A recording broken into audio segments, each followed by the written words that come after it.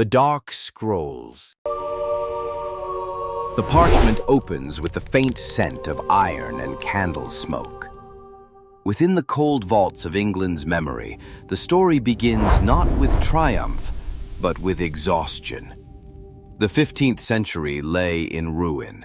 Fields still bore the scars of brothers who had killed brothers beneath banners of red and white. The War of the Roses had torn the island's heart apart. Out of this blood-stained soil rose a man of quiet calculation and relentless patience. Henry Tudor, soon to be Henry VII. His claim to the throne was fragile, almost spectral, yet he carried upon his shoulders the weariness of two dynasties desperate for an end. When he entered London after the victory at Bosworth in 1485, the people watched him not with jubilation, but with wary hope. His crown, seized from the fallen Richard III, glinted under a gray sky. Chroniclers later wrote that he appeared somber even in triumph, as though the crown weighed heavier than gold. He married Elizabeth of York, uniting Lancaster and York, the red and the white, into a single Tudor rose. In that act, England's centuries of feudal chaos seemed, at least for a time, to exhale. Yet Henry's reign was never free from shadows. The new king trusted no one entirely. The royal treasury swelled, but so too did his paranoia. Agents and informers whispered through every hall. The Tower filled with those who once called themselves loyal. The rebellion of pretenders, Lambert Simnel first, then Perkin Warbeck, reminded him that legitimacy won on the battlefield could be lost in rumor. He strengthened law and finance, gathered coin like a miser guarding penance, and built the polished facade of peace. Beneath it, however, England trembled from famine, taxation, and fear. In the private chambers of Richmond Palace, Henry aged rapidly. His features grew gaunt. His eyes sank into hollows lit by the flicker of distrust. The Queen, Elizabeth of York, calm and golden-haired, brought a gentleness that momentarily softened him. Yet even she could not cleanse the ghosts of those he had ordered executed. Their names, Warwick, Stanley, countless others, hung between them like smoke. When their son Arthur died in 1502, a silence deeper than any sermon fell upon the court. Chroniclers say Henry wept not before men, but in the presence of his confessor, striking his chest with trembling hands. The heir was gone. Only the younger boy, Henry, remained. Lively, strong, ambitious. The king's heart, already weakened, began to falter. The following years saw sickness creep upon him like fog over the Thames. In the spring of 1509, as the bells of Richmond tolled in damp mist, Henry VII lay dying. Witnesses described the chamber as heavy with incense. The scent of resin and frankincense masked the odor of decay. His attendants placed a crucifix against his lips. His last whisper was said to be for mercy, though to whom none could be certain. When dawn broke, the founder of the Tudor line was gone. The ritual of embalming was conducted with solemn precision. The body, cleansed and anointed in balsam and myrrh, was wrapped in crimson velvet, the color of Lancaster. His thin hands were folded over a golden scepter. Fingers that had once signed the fates of men now stiffened into stillness.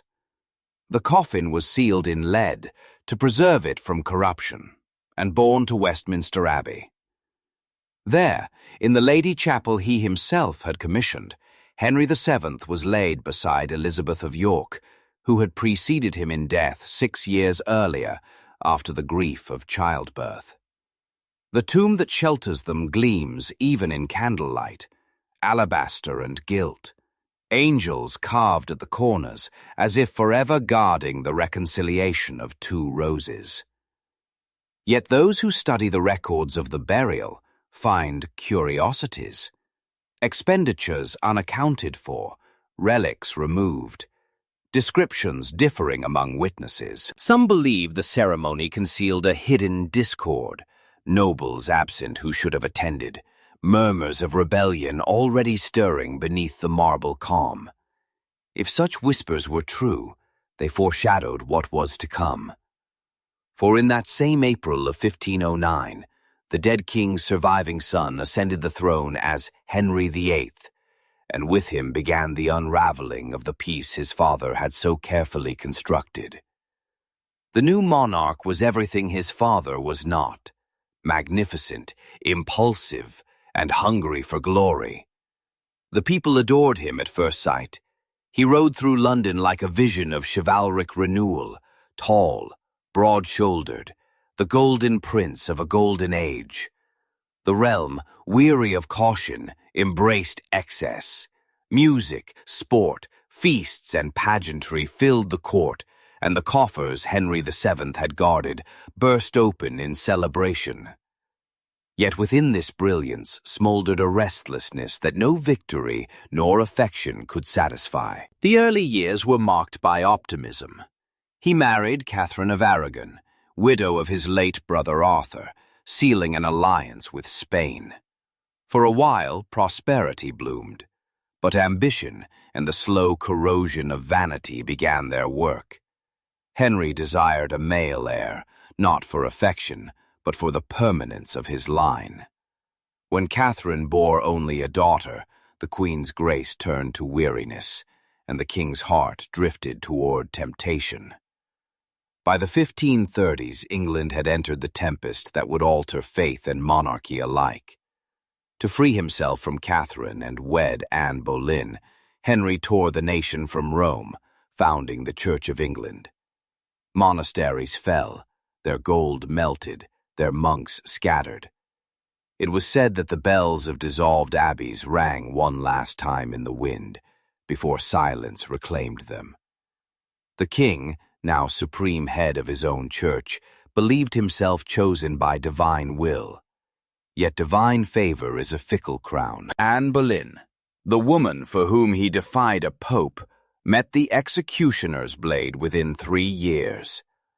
Eyewitness accounts describe her serenity upon the scaffold, her final prayer whispered into May air heavy with lilacs. The French swordsman's stroke was swift. Her head was placed within a small chest and buried near the tower's chapel. The grass that grew there never flourished again, or so legend claims. After Anne came Jane Seymour, who finally gave him the long-sought son, Edward. Her death in childbirth shattered him more deeply than he allowed his courtiers to see. He ordered her embalmed with ceremony fit for a queen, and later commanded that he himself be laid beside her in death, a wish that would be granted. The years dragged Henry into monstrous solitude. His body grew vast, swollen with disease. His leg ulcers festered, stinking of rot and wine. Beneath his bed hung relics and charms against pain, the desperate superstition of a man once defiant of heaven. Those who served him recorded that his temper turned murderous. Even the slightest defiance could summon the warrant of death. Thomas More, Cromwell, wives and nobles alike, all fell before his wrath. The king who once embodied renewal had become a figure of dread. When death came in January 1547, it was neither noble nor swift. Witnesses wrote that the air of the chamber was suffocating, thick with decay. The royal physicians, fearing infection, sealed the body in a leaden coffin immediately. On its slow journey to Windsor, the coffin was kept overnight at Sion Abbey, where, according to a chronicled tale, it leaked foul liquid onto the stone floor. By dawn, a dog had licked the stain, an omen, some said, that the hounds of hell had claimed what the angels would not. Henry VIII was buried within St. George's Chapel at Windsor, beside Jane Seymour.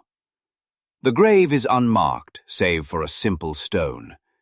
His other wives lie scattered, Anne Boleyn and Catherine Howard beneath the tower, Catherine Parr in a quiet northern chapel, Catherine of Aragon at Peterborough Cathedral. Their bones form a map of his reign, each resting place a wound upon England's soil.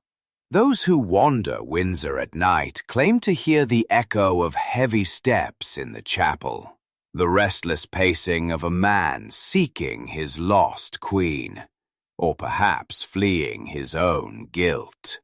Scholars dismiss such tales as folklore, yet the persistence of the legend tells its own truth. The memory of Henry VIII cannot rest, because his kingdom still bears his divisions. Above his grave, the vaulted ceiling is carved with Tudor roses, red petals darkened by centuries of soot. Beneath them, history keeps its vigil. The chronicle pauses here, at the threshold of his children's troubled inheritance. Beyond this point, the light of the Tudor sun will fade, and England will descend once more into fever, faith, and fire. The kingdom Henry VIII left behind in 1547 was gilded on the surface and hollow within.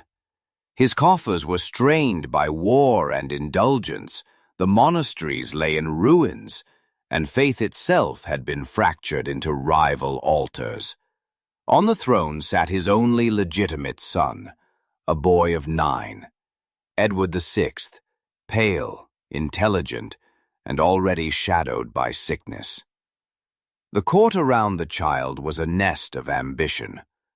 The boy king's uncle, Edward Seymour, Duke of Somerset, took control as Lord Protector. Under his watch, the Reformation deepened. The old Latin masses were replaced by English prayer, and the icons of saints were stripped from church walls. Priests wept as carved Madonnas were hacked to pieces by zealots calling themselves reformers. In dusty parish records, one finds the same entry repeated. Our Lady was taken down this day. Edward himself believed it righteous. Raised among scholars of Geneva and Wittenberg, he saw himself as the boy Josiah, purging England of idolatry, yet his body betrayed him. Letters from physicians mention chronic fevers, a cough that worsened in damp weather, and bouts of weakness that confined him to his bed. Even so, his signature appears regularly on proclamations, proof that he struggled to govern even as his lungs began to fail. In the summer of 1553, as plague ravaged London, the 16-year-old king wasted away. Witnesses describe him as like wax melting before the fire. His skin turned translucent, his breath rattled with each word of prayer. On July 6th, Edward VI died in the Palace of Greenwich, whispering, "Lord, deliver me." The sound of the final Amen echoed through corridors already stripped of saints. He was buried in Westminster Abbey, beside the ancestors whose faith he had dismantled. The ceremony was Protestant, the first of its kind for a monarch. No requiem, no incense, only psalms in the English tongue. Few wept openly. The courtiers had already turned their thoughts toward succession and intrigue. Before dying, Edward had written his Devise for the Succession, bypassing his half-sisters Mary and Elizabeth in favor of Lady Jane Grey, his cousin, a girl of learning and quiet piety. For 9 days, she wore the crown, trembling under the gaze of a nation that did not accept her. The experiment ended in blood. Mary Tudor, daughter of Catherine of Aragon, raised the banner of legitimacy and faith, and England turned once more to Rome. Mary's entrance into London was triumphant but grim. Bells rang, incense returned, and the crucifix, once banned, now gleamed again above altars. Yet the Queen herself was not radiant, but austere. Her reign began with hope for reconciliation, but soon descended into fear. The fires of Smithfield, Oxford, and Canterbury consumed heretics by the hundreds. Cranmer, Ridley, Latimer, bishops who had guided Edward's church, died chained to stakes, their screams rising with the smoke. Chroniclers of the age wrote that London's air smelt of brimstone and flesh. To Mary, each burning was an act of salvation, the purging of a nation's sin. But the people muttered, calling her Bloody Mary, and her name would carry that shadow forever. In her private chambers she suffered another torment. Her marriage to Philip of Spain, meant to secure both alliance and heir, brought her only humiliation. The phantom pregnancies, one in 1555, another in 1558, broke her spirit. Her physicians wrote cautiously of dropsy of the womb, a polite veil for despair. When she died in November 1558, the city heard no trumpet. The Queen's heart had failed, consumed by grief, illness, and unfulfilled prayer. Her body was borne to Westminster Abbey in solemn procession. Her coffin, draped in black velvet, was set beneath the shadow of Henry VII's chapel, near the father who had built the Tudor peace, and the husband who had destroyed it. Her funeral mass was Latin, the last for an English monarch. Yet death did not end her story. Her half-sister Elizabeth succeeded her, and years later ordered her own tomb to be built above Mary's resting place. Two sisters divided in life would now share the same stone. On it were engraved words that few noticed then, but every scholar now lingers upon. Partners both in throne and grave, here we rest in hope of resurrection. It was less reconciliation than triumph. Elizabeth's reign eclipsed her sisters entirely. The new queen ascended the throne at 25, stepping into a world trembling with uncertainty. England stood isolated, excommunicated by Rome, distrusted by Catholic Europe, yet not fully trusted by Protestant reformers. Elizabeth's first act was to craft what she called the Via Media, a middle path between faiths. But no middle path could truly appease zeal. To the Catholic, she was the heretic daughter of Anne Boleyn. To the Puritan, she was the mistress of compromise. Her reign, which later poets would call the Golden Age, was built upon balancing daggers. The Tower dungeons filled with plotters, papists dreaming of her overthrow, Puritans denouncing her bishops as Antichrist's servants. Spies became her unseen choir. Beneath the glamour of court mask and music lay an empire of surveillance. And yet she ruled with brilliance. Her mind was sharp, her tongue sharper still.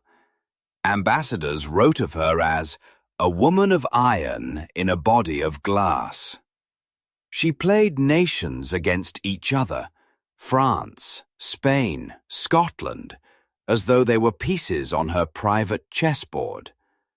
When Mary, Queen of Scots, her cousin and rival, fled into England, Elizabeth offered sanctuary with a smile, and prison with the same gesture. 19 years later, that cousin would be executed under her warrant. The Queen signed the death warrant with trembling hand, then claimed she had been misled. A dance of denial the chroniclers record with both awe and pity. The Great War with Spain came in 1588. The Armada, sent by Philip II to avenge Mary's death and restore Catholic rule, darkened the Channel with sails. Elizabeth rode to Tilbury in armour, declaring that though she had the body of a weak and feeble woman, she possessed the heart and stomach of a king. It was theatre, but also defiance. Storms and English cannon did the rest. When the Spanish ships burned and splintered upon the northern coasts, the people proclaimed it divine justice. Yet behind the victory lay exhaustion. England's coffers emptied, famine touched the countryside. The Queen aged alone, her beauty fading beneath the paint and jewels that had once enthralled the court. Courtiers called her Gloriana, but in the silence of night, she walked the palace corridors, haunted by the ghosts of those she had ordered to die. In March 1603, after 45 years on the throne, Elizabeth refused food, sleep, and speech. She sat upright for hours, staring into the shadows. When her counselors begged her to rest, she only whispered, "I am tired of life and of myself." Her body became rigid, as if she resisted death by sheer will. When she finally slipped into stillness, the age of the Tudors ended with her last breath. Her funeral was grand beyond measure, torches stretching a mile through the streets, the coffin covered in white cloth embroidered with gold. Crowds pressed forward to touch the bier, weeping not only for the Queen, but for an era that felt immortal.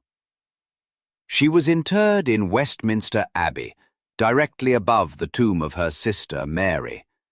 Two sovereigns, one altar of faith, divided by blood. In time, the stone between them would erode, and the remains mingle, a poetic irony history could not resist.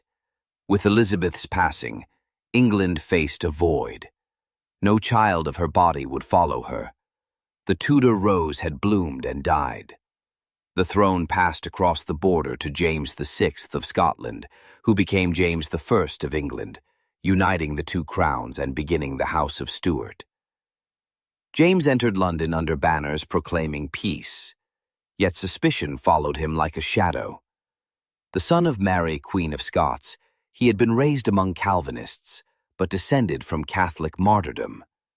To the English elite, he was both savior and stranger.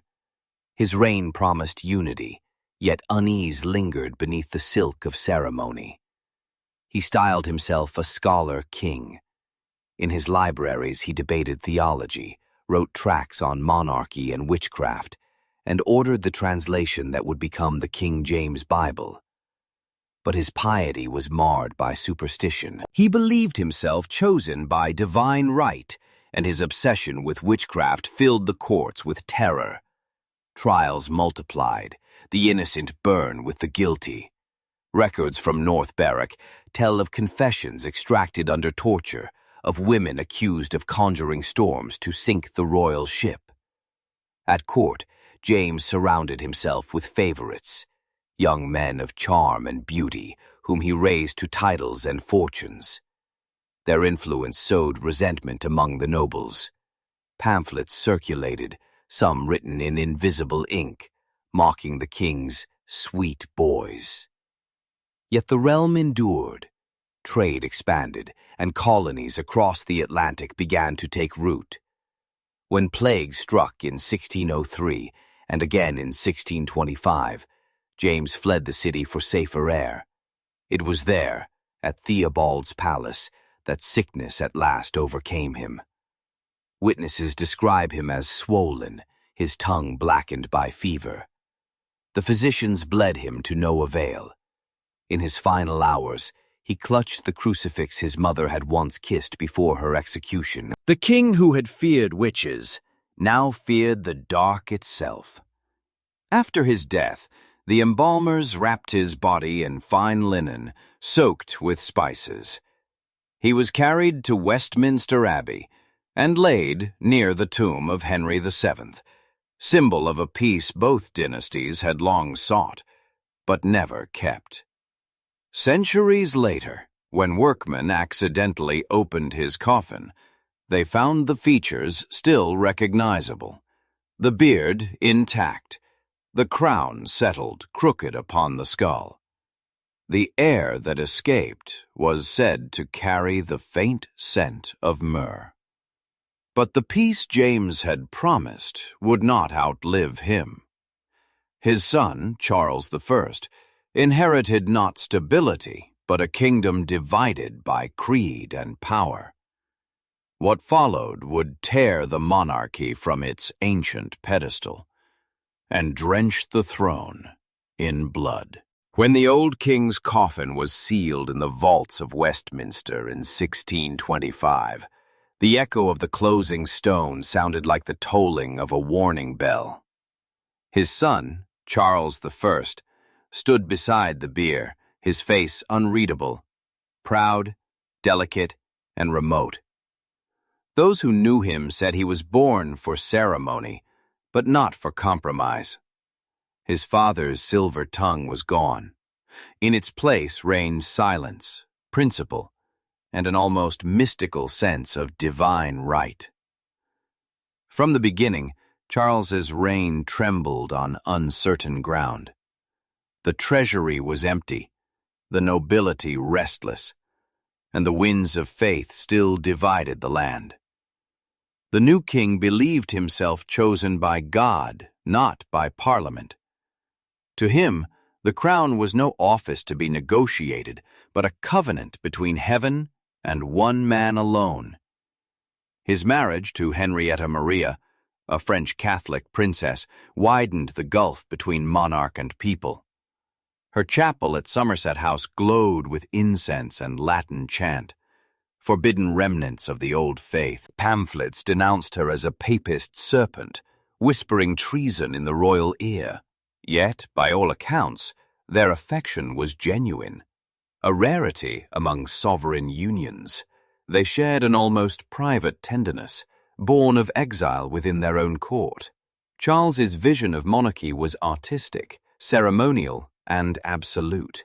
He patronized painters, architects, poets. Inigo Jones built him palaces of proportion and light, and Rubens painted ceilings where angels upheld his authority. Yet the splendor only deepened resentment. To the Puritan mind, such beauty reeked of vanity, and beneath the music and incense, they smelled Rome. Taxes became his weapon against dissent. When Parliament refused him funds for war with Spain, he dissolved it, then another, and finally ruled alone, the so-called 11 Years' Tyranny. To finance his will, he revived ancient levies, ship money foremost among them, demanding payment even in times of peace. In the records of county courts, one can still find the signatures of common men fined or imprisoned for refusal. Among them was a country gentleman named John Hampden, whose defiance would ignite the embers of rebellion. But the spark that set England ablaze was not coin, but creed. In 1637, Charles attempted to impose a new prayer book upon the Scots, a gesture meant to unify worship under his vision of order. In St. Giles's Cathedral, Edinburgh, a market woman named Jenny Geddes hurled her stool at the bishop's head, shouting that he read from the Devil's Mass. Riots spread, and within a year Scotland rose in arms. To fund the suppression, the king at last recalled Parliament. He had not met with it in 11 years. The men who returned to Westminster were older, hardened, and vengeful. The confrontation that followed unfolded like a slow-motion collapse of an ancient edifice. The Long Parliament demanded reforms, the trial of royal ministers, the curbing of the king's prerogative. Charles, accustomed to command, saw only insolence. When he entered the Commons with soldiers to arrest 5 members for treason, the chamber fell silent. The Speaker knelt and declared, "May it please your Majesty, I have neither eyes to see nor tongue to speak in this place, but as the House is pleased to direct me." For the first time in English history, the sanctity of Parliament defied the monarch to his face. Charles withdrew from London. Within months, banners were raised, royalist white against parliamentarian red. The Civil War had begun. The chronicles of that conflict read like the ledger of a nation destroying itself. Father fought son, neighbour turned upon neighbour. At Edgehill, at Naseby, at Marston Moor, the fields of England were soaked again in English blood. The king rode with elegance and courage, but courage could not replace artillery. His armies dwindled, his treasury vanished, his cause crumbled. In 1646, he surrendered to the Scots, trusting that kinship might spare him humiliation. It did not. They sold him, literally, to the English Parliament for £400,000 in arrears of pay. The divine right of kings, once priceless, had found its market price.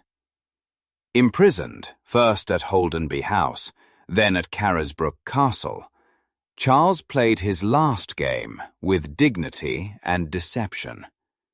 He negotiated, delayed, promised reforms he never meant to grant. To his captors, he remained courteous, but unyielding. Letters from guards describe him pacing his chamber, quoting scripture, insisting that a king cannot be tried by his subjects. But the world had changed. The Puritan generals who now held power, Cromwell, Fairfax, Ireton, saw themselves as instruments of Providence. The bloodshed had been too great to allow compromise. In January 1649, they brought the king to trial before a court unprecedented in all of Christendom. The proceedings were held in Westminster Hall, beneath tapestries still bearing the Tudor rose. Charles stood alone against 67 judges. When asked to plead, he refused, stating, "I would know by what power I am called hither." His silence was not defiance, but theology. If his kingship came from God, no earthly court could question it. For that same reason, they condemned him.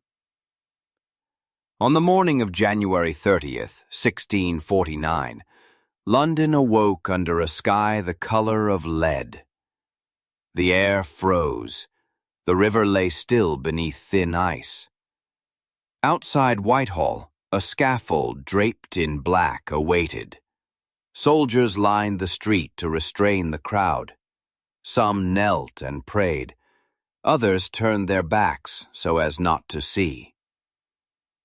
Charles stepped through the window of banqueting house, dressed in 2 shirts so the cold would not make him shiver.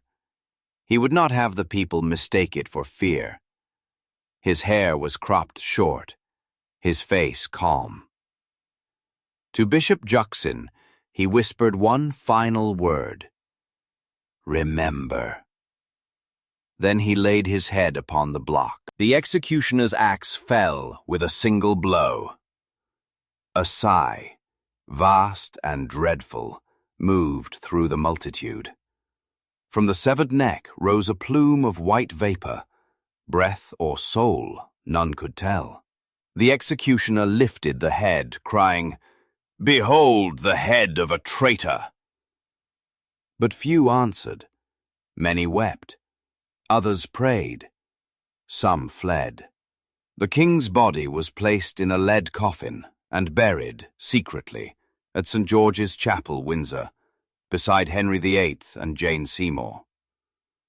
No crown, no trumpets, no procession. Only a silver cross upon his chest and a single taper at his feet. The official records list no full royal funeral. The monarchy itself had been abolished. For 11 years, England existed as a republic, the Commonwealth, then the Protectorate. Its ruler, Oliver Cromwell, called himself not king, but Lord Protector, yet his authority mirrored that of any sovereign. Under his rule, the theatres closed, Christmas was banned, and even laughter seemed suspect. The Puritan dream of godly order turned quickly into the grey reality of fear. Spies and sermons replaced pageantry. The bells of Westminster rang only for fasts and funerals, and still the royalists whispered in taverns, in exile, in prayer. They passed hidden portraits of the martyred king, painted with a crown of thorns. In the secret language of the faithful, Charles became St. Charles the Martyr.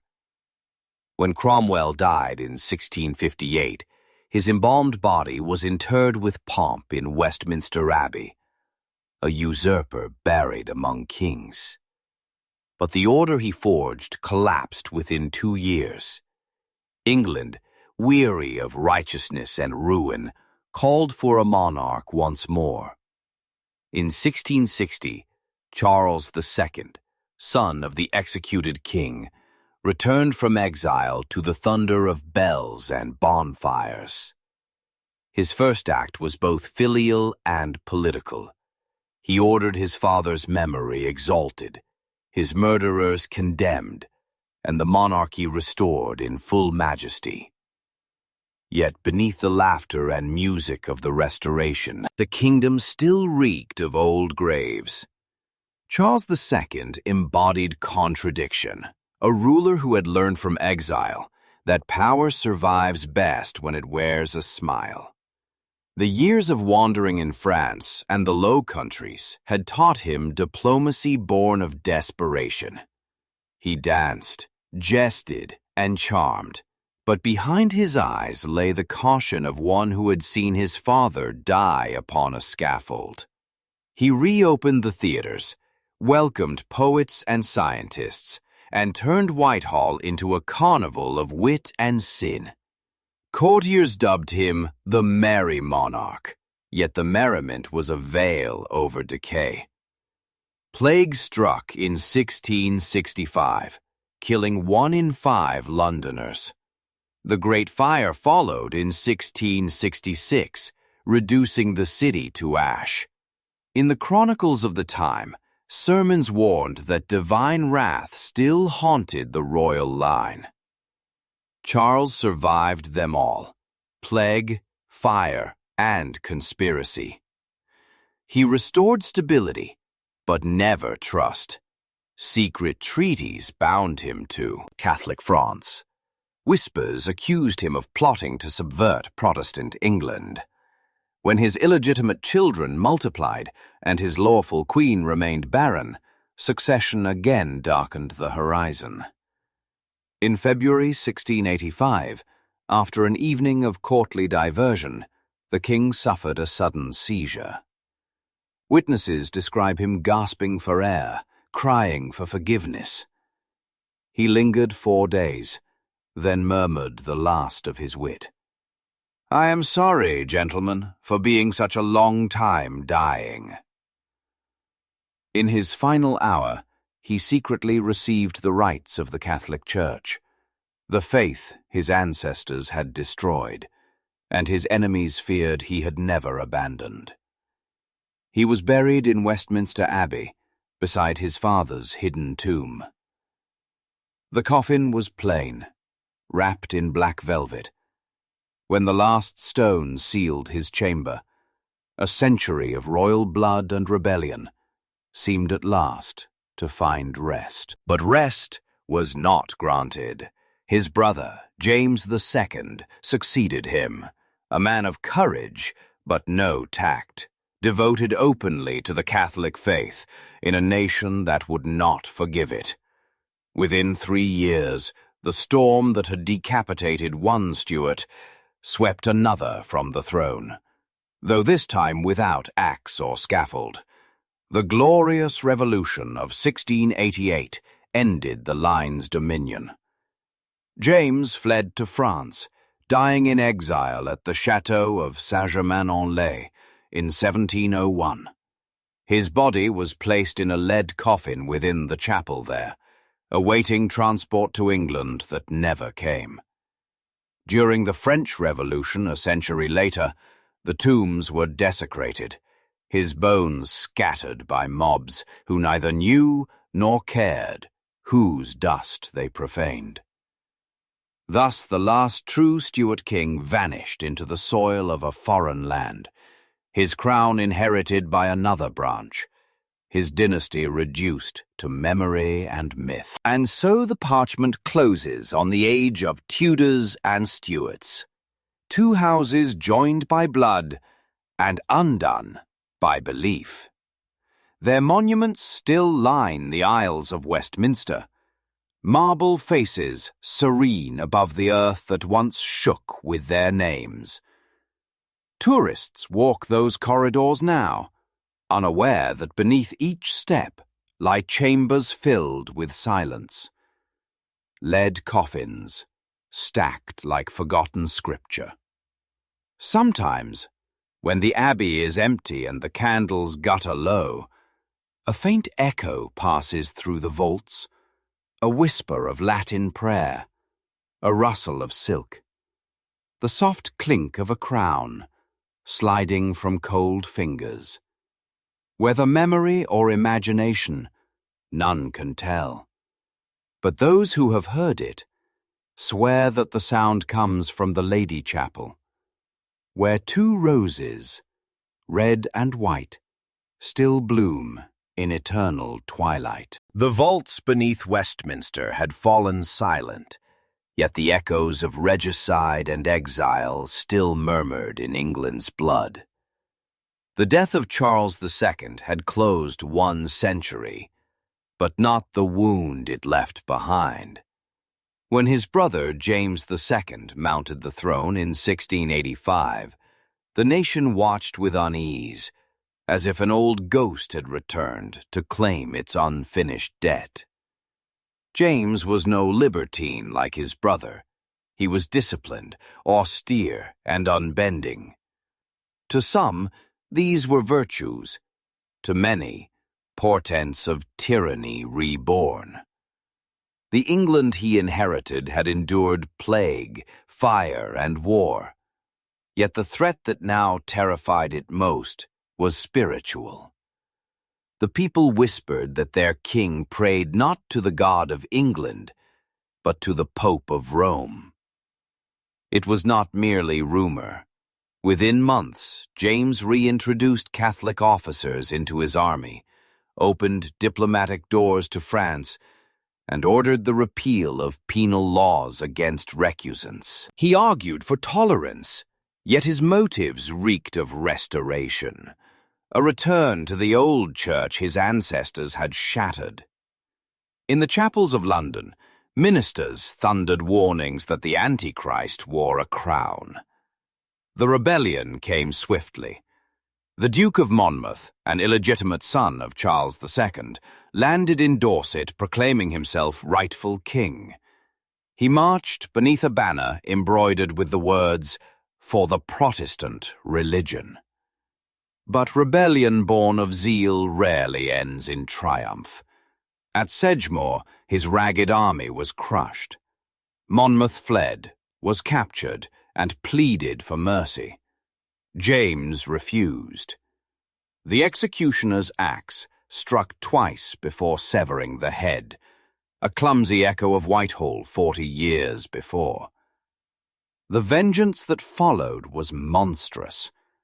The bloody assizes, presided over by Judge Jeffreys, condemned hundreds to hanging, whipping, or exile. Town squares filled with gibbets, and the air of England thickened again with the smell of iron and fear. For a brief moment, James's rule seemed absolute, but the tide of suspicion never ceased. In 1688, his queen, Mary of Modena, bore a son, ensuring a Catholic heir. To Parliament and the Protestant elite, this was intolerable. Across the Channel waited William of Orange, James's nephew and son-in-law, husband to his Protestant daughter Mary. When William landed at Torbay in November, the nation barely stirred to defend its king. Armies that should have fought for James defected one after another. Even his daughter Anne turned against him. Alone, bewildered, he fled London under cover of night, casting the Great Seal of England into the Thames as he went. He was captured once, released by pity, and finally escaped to France, to the court of his cousin, Louis XIV, who granted him refuge in the chateau of Saint-Germain-en-Laye. There, the exiled king lived as a ghost of monarchy past. The French courtiers called him Le Roi d'Angleterre, with polite irony. He attended Mass daily, wrote treatises defending divine right, and watched from afar as Parliament offered his throne to his daughter and her husband. The glorious revolution, bloodless on English soil, left the Stuarts cursed wanderers in Europe. James died in 1701, aged 68. His final hours were spent in prayer before a small wooden crucifix worn smooth by his hands. Witnesses said he forgave his enemies and wept not for the crown, but for the souls lost to heresy. When his heart ceased, the bells of Saint-Germain tolled for a king who ruled no kingdom. His body was laid in the chapel vault, preserved for return to England that never came. A century later, revolutionaries desecrated the tomb, scattering his bones across the stone floor, indistinguishable from the dust of servants. Thus ended the last anointed Stuart to sit upon England's throne. Back across the Channel, William III and Mary II ruled as joint sovereigns, an arrangement unprecedented, awkward, and symbolic. They were crowned together in Westminster Abbey in 1689, beneath a canopy split down the center, each side claiming half the right to reign. The air that day was thick with incense and unease. The ceremony marked the birth of a new order, kings no longer divine, but conditional. Parliament, once a servant, had become master.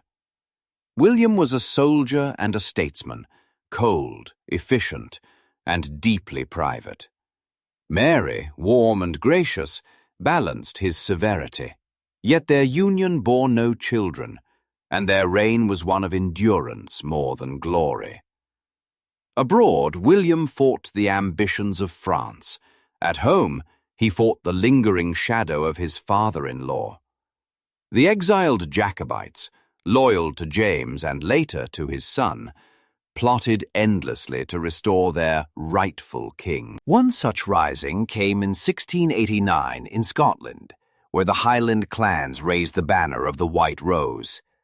At Killiecrankie, they won a terrible victory, but lost their leader, Viscount Dundee, a man the old chronicles call the Bonnie Dundee. Without him, the cause faltered. Over the years, Jacobitism would become not politics, but faith, a romantic creed of loyalty to a vanished crown. In 1694, Mary fell ill with smallpox. She died at 32, leaving William to rule alone. The king's grief was genuine. He kept her wedding ring until his own death 8 years later. In his final months, he fell from his horse, a seemingly minor accident that proved mortal. He was buried beside her in Westminster Abbey. Their marble effigies lie hand in hand, cold and perfect, symbols of a monarchy reshaped by necessity. After William's death, the crown passed to Anne, the last of the Protestant Stuarts, sister to Mary, and once the betrayer of her father. Her reign began with promise. A woman of courage, piety, and heart, she brought a touch of warmth to the weary realm. Yet her life, like her dynasty, was steeped in tragedy. 17 pregnancies left not one surviving child. The future of the royal line withered in her womb. Her reign witnessed the final knitting of England and Scotland into one kingdom. The Act of Union in 1707, binding the nations under the banner of Great Britain. It was a political triumph, but it carried the echo of something mournful: the loss of ancient independence on both sides of the border. The Scottish Parliament dissolved itself. The English lion swallowed the thistle whole. Anne's closest companion, Sarah Churchill, Duchess of Marlborough, dominated court and heart alike. Their correspondence, still preserved, reads as half affection, half war. Sarah's husband, John Churchill, commanded English forces in the War of Spanish Succession, defeating Louis XIV's armies at Blenheim and Ramillies. His victories secured Britain's ascent as a continental power, but they also fed a new hunger: empire. Meanwhile, the Queen's body betrayed her. Gout, dropsy, and sorrow twisted her frame. She limped through her final years, swollen and pale, surrounded by physicians powerless to relieve her. In August 1714, she died at Kensington Palace, aged 49. With her perished the direct Stuart line. The burial of Queen Anne was conducted at night, beneath drizzling rain. The procession wound through silent streets to Westminster Abbey. Her coffin, heavy with lead, was lowered beside her husband's and near the graves of her forebears. Witnesses wrote that thunder rolled faintly as the last rites were spoken, as though the heavens themselves mourned the end of a bloodline that had ruled England for more than 2 centuries. Yet the crown could not rest upon an empty head. To prevent the return of Catholic Stuarts from exile, Parliament reached across generations to find a Protestant heir. The choice fell upon George, Elector of Hanover, a German prince descended from James I through his daughter Elizabeth. He spoke little English, cared little for ceremony, and ruled more by distance than design. The people, weary of dynastic wars, accepted him with indifference. The Hanoverian succession began, practical, uninspired, and final. The Jacobites, undeterred, rose again. In 1715, James II's son, James Francis Edward Stuart, known to his followers as the Old Pretender, landed in Scotland to claim his birthright. The rebellion failed swiftly, but the dream endured. 30 years later, his own son, Charles Edward Stuart, the Young Pretender, or Bonnie Prince Charlie, rekindled it once more. The uprising of 1745 burned bright and brief. Highlanders marched south under tartan and prayer, reaching as far as Derby before retreating. At Culloden, in 1746, the dream died in smoke and cannon fire. Those who survived fled to the mountains. Those captured were executed or transported overseas. The battlefields were stripped of clan banners, the bagpipes banned, the Gaelic tongue silenced. The Stuart cause faded into song, mournful ballads sung by firesides, where loyalty became legend and rebellion became romance. The exiled prince wandered Europe, growing fat and bitter. He died in Rome in 1788, his heart buried beside his father's in the city's English college. A marble monument marks the place. Carolo Eduardo Stuart, Ultimus Estirpe Regum Britanniae. Charles Edward Stuart, last of the royal line of Britain. And so the circle closed. The Tudors had forged unity through blood. The Stuarts had tested its endurance through fire. Their deaths and burials form not a sequence of tombs, but a map of transformation. From sacred monarchy to constitutional state. From divine right to human law. Today, the royal vaults beneath Westminster remain crowded. There, side by side, lie Henry VII and Elizabeth of York, the architects of union. Henry VIII, restless beside Jane Seymour. Mary and Elizabeth, uneasy sisters in shared eternity. James I, the scholar king. Charles II, the merry survivor. Among them, the air is thick with centuries. Dust, incense, the faint hum of distant traffic that vibrates through the stone. Some claim that at night the abbey breathes. The temperature drops, and faint footsteps echo through the nave. The vergers, long used to shadows, say it is merely the settling of old stones. Yet a few confess that sometimes, when the last candle burns low, a murmur rises like a sigh. The mingled voices of kings and queens who once believed their crowns eternal. Their monuments tell the same lie every empire tells itself, that marble outlives memory. But even marble erodes. Names fade from brass, effigies crumble. Only the stories remain, whispered, retold, reshaped, passed like relics from generation to generation. The chronicler closes the parchment gently, for the ink of monarchy never truly dries.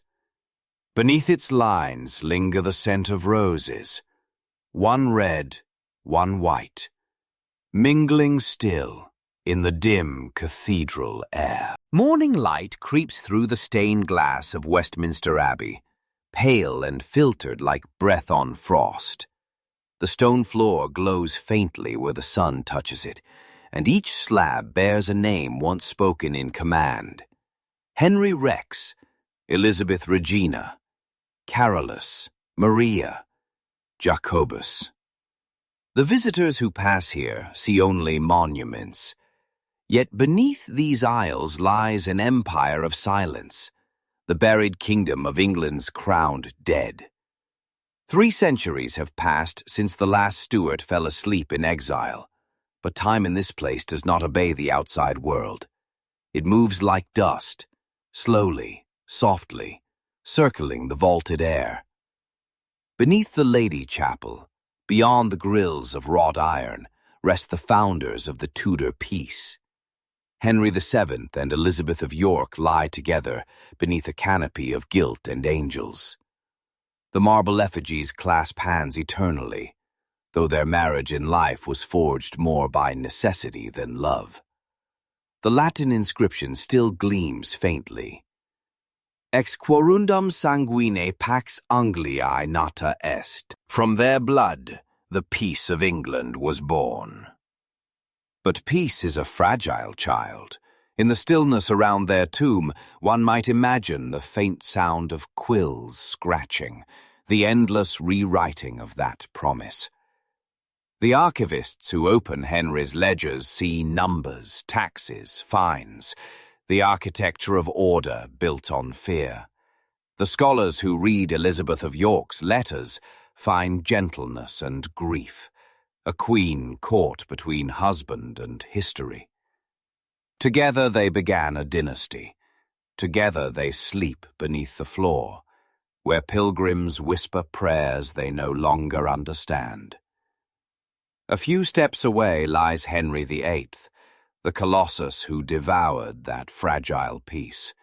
His tomb at St. George's Chapel, Windsor, bears no effigy, no grand sarcophagus.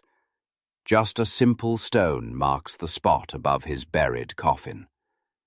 Beneath it, beside him, lies Jane Seymour, the one wife he did not outlive in anger. When the vault was opened in later centuries, witnesses found their coffins close enough to touch. Lead cracked, silk long gone, bones mingled in the dust of empire. The chroniclers who record these discoveries write in the language of science, yet even their sentences tremble with unease. They measure and catalogue, but cannot escape the weight of the silence pressing against them. The man who broke England from Rome, who built and burned with equal fury, rests in anonymity. His body, sealed in lead, was meant to defy decay. Instead, the metal warped and burst, spilling the residue of power and guilt onto the chapel stones. Far above, in the Abbey's north aisle, the twin queens, Mary I and Elizabeth I, lie in uneasy embrace. One gave her country back to Rome, the other tore it away again. Their bones rest one atop the other, bound by the same marble that divides their memory. The inscription Elizabeth ordered for both reads, "Partners both in throne and grave." History rarely grants irony such precision. In the dim light, Elizabeth's effigy seems almost alive. Sharp eyes carved in alabaster, lips thin with resolve. Her body, when laid to rest, was robed in white satin and crowned in gold. Now, only dust holds the shape of her defiance. Beside her, Mary's coffin bears no name. The conqueror's monument eclipsed the conquered sister. Yet beneath the stone, flesh and bone are equal. Both were daughters of the same tyrant. Both were queens of the same island that neither could wholly heal. When visitors pause before the tomb, few recall that the bodies were exhumed during restoration in the 17th century. The coffins, blackened and decayed, were resealed hastily. The workers wrote of a scent like sweet cedar and old air. One claimed he heard a faint echo as the lid closed, a sigh, or perhaps imagination. Not far away, in another vault of Westminster, lies James I, the scholar king whose mind sought order in divine reason. His reign united crowns, but divided hearts. When his coffin was accidentally opened in 1813, witnesses found the features astonishingly preserved. The beard still auburn, the eyes collapsed but serene. They resealed the tomb quickly, perhaps afraid that the dead might recognize the modern heir. And then there is Charles I, whose head was once shown to a trembling crowd. He rests at Windsor, in the same crypt as his despised father-in-law. In 1813, when the Prince Regent ordered the vault opened, attendants found the king's remains still intact, the severed head rejoined to the body with a simple thread of linen. Those present removed the cloth, gazed upon the calm face, and swore that the features bore not agony but peace. The skull was replaced, the vault resealed, and silence returned. Yet the report survives, written in language both clinical and reverent, proof that even centuries cannot fully bury a martyr. Outside the tomb, the statue of Charles II smiles eternally in bronze, as though his father's tragedy were a distant play. Beneath his charm lies another coffin in the Abbey, simple and sealed. The merry monarch who rebuilt London now lies motionless beneath its stones. When the vault was opened during later surveys, the workers recorded a faint, bitter scent. Wine and rot, the perfume of his court distilled by time. Beyond him, no more Stuarts remain. The later claimants, James Francis Edward, Charles Edward Stuart, Henry Cardinal of York, lie in Rome, their bones sheltered in St. Peter's Basilica, beneath a marble monument raised by George IV. It bears an inscription in Latin naming them Kings of England, though no English soil covers them. The irony is exquisite. A Hanoverian monarch paying tribute to the dynasty his forefathers displaced. Within these vaults and monuments, the story of divine right ends not with thunder, but with dust. The power that once demanded obedience now survives as curiosity. Tourists shuffle across the slabs, snapping photographs, unknowing that beneath their feet lie coffins layered 4 deep. The abbey vergers keep careful records. Who lies where? Which vaults have collapsed? Which remain sealed? But even they cannot say where the line between history and legend truly lies. In the archives of the College of Arms, among parchments thick with wax seals, one finds the funeral orders of long-dead kings, the sequence of candles, the placement of banners, the colors of mourning cloth.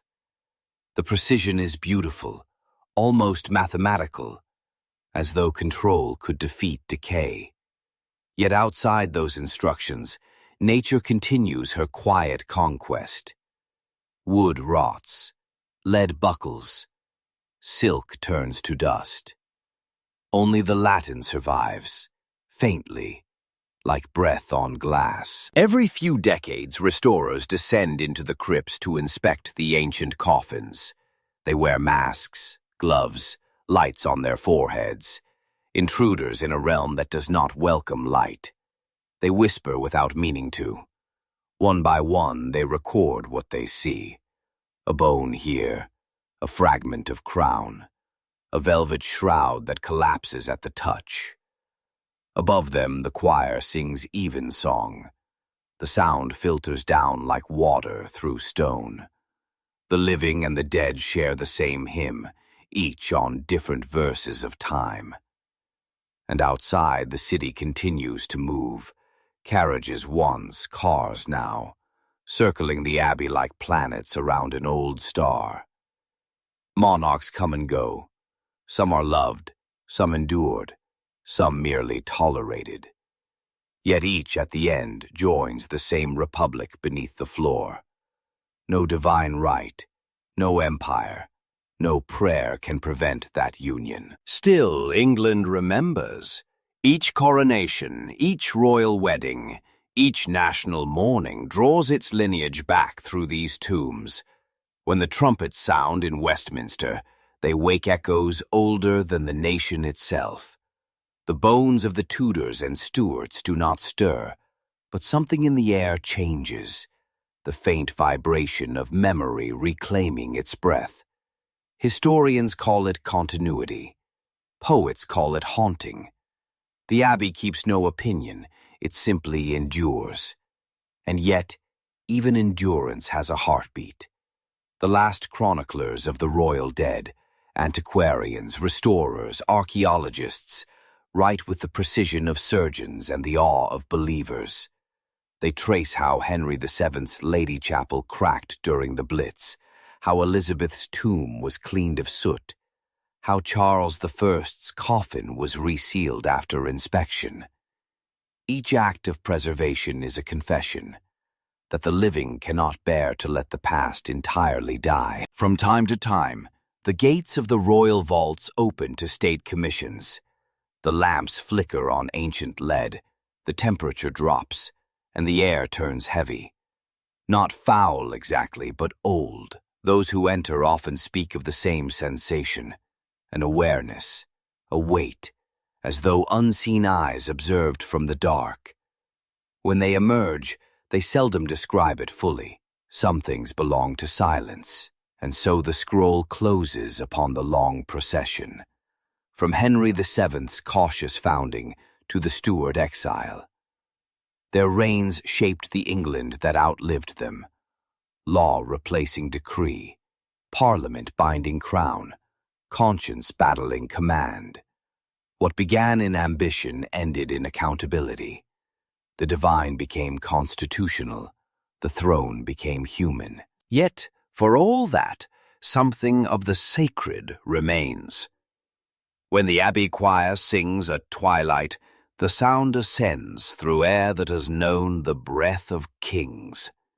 Candles shimmer against the marble faces of the dead. Beneath the carved angels, dust drifts like incense. And if one listens closely, very closely, the faintest murmur can be heard between the verses, the same refrain whispered through 500 years of history. Here lies power, broken and redeemed by time. Here lies England, forever burying its own heart. The guidebooks will not mention it, the scholars cannot prove it, but every verger who has walked the abbey alone after midnight swears it is true. They say that somewhere in the Lady Chapel, when the final bell fades and the city sleeps, a soft rustle moves across the tomb of Henry and Elizabeth, like silk brushing marble. And for an instant, the red and white roses carved upon their effigy seem to bloom again in the candlelight. Then the darkness closes. The flowers turn back to stone. The abbey breathes, ancient and eternal, guarding its empire of silence. Thanks for watching. Subscribe for more.